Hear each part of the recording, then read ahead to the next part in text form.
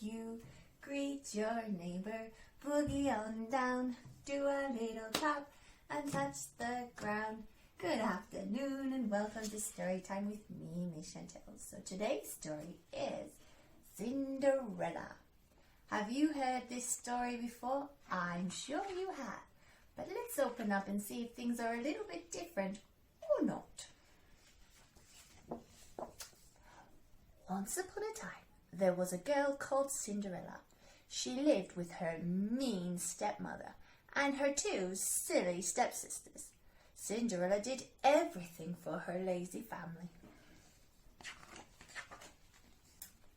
One day, an invitation arrived from the palace. Oh my, oh my, oh my, thrilled Cinderella's stepmother. There's to be a ball at the palace and we're invited. The silly stepsisters screamed with delight. Ah!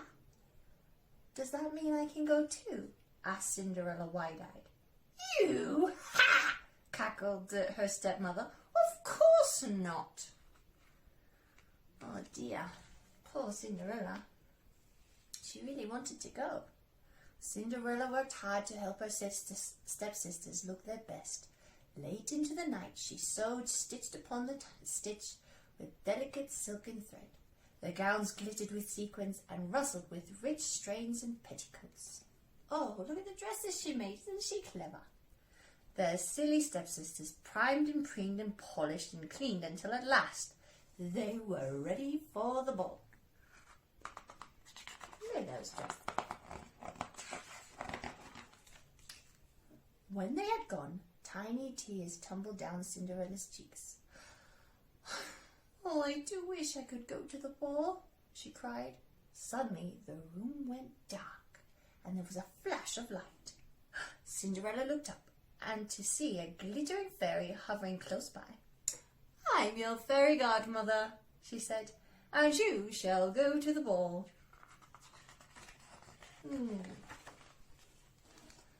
Cinderella gasped. As a flash of the fairy's wand, bickety bickety boppity boom, and a pumpkin turned into a carriage of gold, some squeaking mice into prancing horses, and a big old rat into a coachman. Smiling at Cinderella, she said, well, you can't go dressed like that, with a sparkly mush and the magic words, iggity ziggity zaggity zoom. Cinderella's ragged clothes became a glittering dress with slippers of glass shimmered on her feet. Am I dreaming? Whispered Cinderella. It's magic, explained her fairy godmother. But my spell will stop as the clock strikes midnight.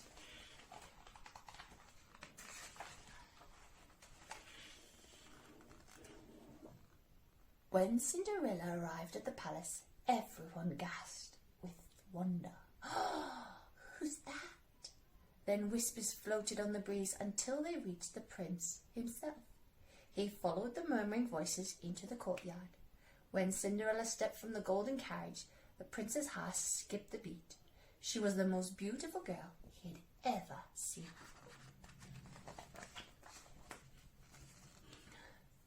Inside the palace ballroom, glamorous guests watched as the prince and Cinderella began to dance. Round and round they spun, talking and twirling, laughing and whirling as the music played and the time tick-tocked by. Oh, that's nice. After what seemed like only a few minutes to Cinderella, the clock began to strike midnight. Uh-oh. And she remembered her fairy godmother's warning. As she ran from the palace, Cinderella felt the magic disappear with every step. The prince rushed after her, but she was gone. All that remained was a glass slipper, glittering in the moonlight. I must find the girl whose foot fits this shoe, cried the prince. The next day, the prince took the glass slipper to every home in the kingdom. He visited castles and cottages. He tried it upon the feet of the duchess and the dairymaids, but none could squeeze their foot into the delicate slipper. At last the prince visited where Cinderella lived. The slipper was too tiny for her stepmother and silly stepsisters, Does anyone else live here? Asked the prince, looking around the untidy house. At that moment, Cinderella came into the room. Her clothes were rags, but the prince knew who she was at once. The glass slipper fitted her delicate foot perfectly. Her stepsisters were amazed and very annoyed. "Will you marry me?" asked the handsome prince. "I will," answered Cinderella, and they lived happily ever after. Well, that was a nice, sweet story. That was a traditional tale. And tomorrow's stories, we have another traditional tale, which is The Three Little Pigs, starring our very favorite Big Bad Wolf or Cave Baby. You choose which one you would like to hear, and I will see you again tomorrow. Thanks for listening. Bye.